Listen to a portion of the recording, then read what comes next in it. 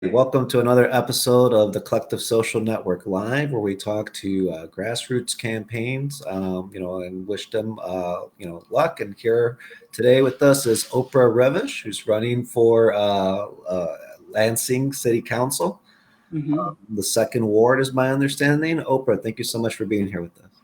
Thank you for having me. We just talked about how campaigning's a long, hard work Yeah. process. Today we just kind of wanted to talk about, whether this race is big or small. Like a lot of the work's the same. What's it been like campaigning in Lansing, and why, are you running for the seat? Yeah. It is hard. Like it's a lot of work and trying to get volunteers, trying to keep the energy up. Um, we're worth it. Like we are worth all this energy, all these tired feelings and yawns. Um, because our city is over 112,000 folks. We're represented by 8 people on a city council. That's a lot of people to have their voices be heard and uplifted and their needs met by 8 folks and a mayor, of course. And so, how do we do that? Well, that we have to be strategic. And one of the things with my campaign has been actually meeting people. So, I woke up early this morning and door knocked from 10 to 2 with prep before. Like, that's why I was up early. But, um, but yeah, knocking on doors and spending time with voters. Like, what are you thinking about? What do you want to see in our ward? Specifically, Ward 2 is about 36,000 people, a little over that. So that's a lot of people in one sector of the city. Yeah. And our area has storage units, we have car dealerships, we have places to get your car fixed, which is awesome, but we don't have much of a personality as far as things to bring people over. Lots of empty buildings. I talked to a voter today who was really concerned about the empty buildings. He was like, why aren't we doing something with them? And I was like, ask big questions. Why aren't we doing this when we can? And there's so many people here who have great ideas that we can tap into, but unfortunately our city council, some of the folks up there, they really just don't care to know what the ideas are of residents who are trying to live their lives every day, when there are great ideas floating around us. So I'm doing this because I love Lansing, I love the city, and I love the people here, and I really want to see us live our values. So folks who are like, oh yeah, I care about other people. Okay, well there are people who are hungry. There are people who, are looking for their next roof for tonight, like where they're going to sleep. And so we have empty buildings. Are you seeing the connection? So what if our city council took some money from over here, Yeah. moved it over there, so Right. that folks can know where their next meal is coming from and can know where they're going to sleep tonight?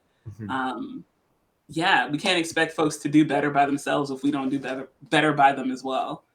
Yeah, and I mean, I think that message, you get really into the weeds in your website, which I really appreciate. You have this reimagining of law enforcement, which kind of like upticks to the home defund the police movement. How would it work in a space where you actually have to implement this policy, at a local level? How do you Yeah, plan on doing that? I think we start with research, right? Like I come from a line of educators. I work in education right now, and it's really important to see what has already been done because it's not like we're starting from zero. We have cities and countries all over this globe who have started this, living in a space where there are no police, where they focus on community resources and supporting each other and holding each other accountable. And so we have models, possibility models to go off of.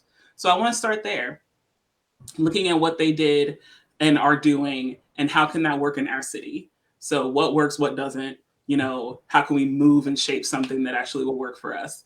So I want to start there, and we have to put time and energy and money into that, pulling our community folks who also have this idea of what a world without police could look like. How could we shift some stuff? Sure, when bad things happen, when violence happens, we would everyone wants someone to help them. You don't just want to be left out there on your own. And there's so many other reasons that a person with a gun doesn't have to show up to your neighborhood.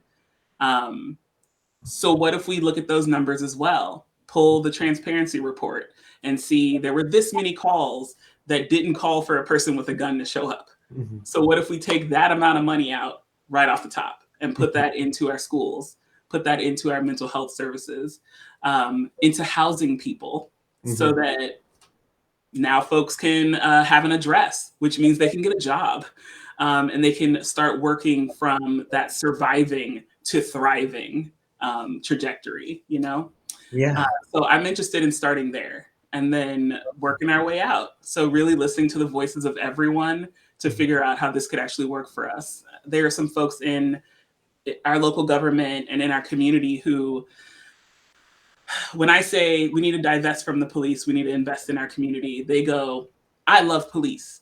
I don't feel safe without police. I want more police. And I'm like, okay, well, what if I told you that I don't feel safe with the police? So you're talking about your safety, and I'm talking about mine. Like when I see a police officer pulls in behind me while I'm driving down the street, there's a bodily reaction that happens. I tense up a little. I make sure I don't make too many movements. You know, I might be reaching over to my dog sits in the front seat sometimes. I might be reaching over to pet her. And now I'm scared too because I don't want them to see my skin color and then think I'm doing something criminal, you know, and now that person's, you know, activated. So so if I tell that person, hey, I don't feel safe with more police on the streets, we hit a wall. And so then what do? We get creative. We imagine together. We talk through what our fears are and what our dreams are, and we find something that can make us all proud. Yeah. I mean, it's, I'm in Chicago, which is like, we still claim to be the third biggest city in America. I don't know, all our numbers add up, but we still claim it. Yeah. And like, we have this conversation and we try to implement soft reforms. And a lot of the times the data becomes both a tool and a hindrance. And, what data can you trust? What can you not? But it seems like, in a space in the size that, which seems, significant enough to corral, as you mentioned, 100,000 people represented by 8 people. Yeah. It's a rough ratio. It seems like these conversations that hit a wall, but, should find a community, impetus to find solutions. Mhm. The hope in the America seems to be in spaces where you're running in right now. Yeah.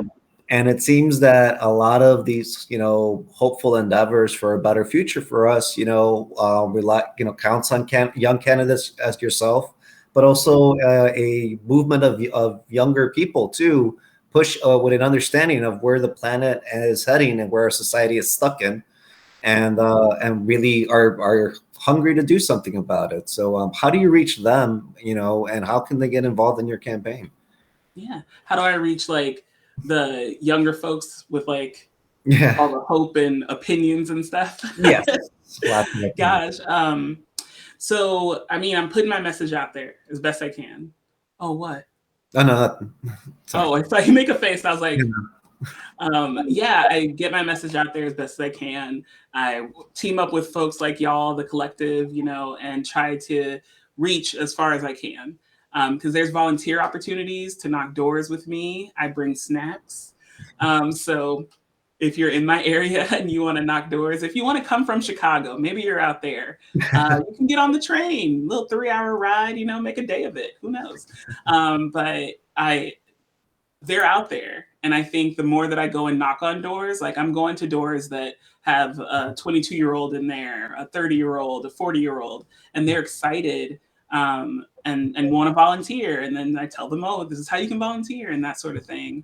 I think our our older folks have definitely done a great job of like creating some infrastructure stuff. Like I don't want to discount folks who have come before us, especially folks in the movement for equity. Um, and then there's those other folks, the opposition, I guess, that are like, no. everything's great the way it is. We need more police. The status quo is where I feel the safest. My privilege is at stake. There's all those folks. And they're missing something out of this too. So every person who's like, my privilege is the best, I want to keep my power, all that stuff, they're missing a part of their hearts that can empathize with someone different from them, that can actually like care and love someone. That's my dog growling at hey now, at a door slam somewhere. But yeah, that really, hey, she's not even going to interrogate it. She's just laying on the ground barking, like, stay away from this house. Anyway, so yeah, the part of your heart that can empathize, that can love someone, that can grant full deserved humanity to another being just because they exist. And don't we want to reclaim that? Like, wouldn't that person, whoever you are, if you can hear this, like, reclaim that part of your heart that is shut off from folks that are different from you? And it opens up the world, like, so much more broadly and more beautiful. And so if we could just love each other, we are humans, we deserve just because, and to do the work there. Yeah. Man, I don't think I want to add more to that, because that's a great sentiment to try to strive for. Let's reclaim that, in our society, that the status quo shuts us away up. Yeah. For sure. Well, Oprah Revish, thank you so much for being on here on the Collective Social Network Live. We're wishing you great luck here. And please check out her website. It's on the description box. Oprah, thank you again. Thank you. Have a great day. Okay.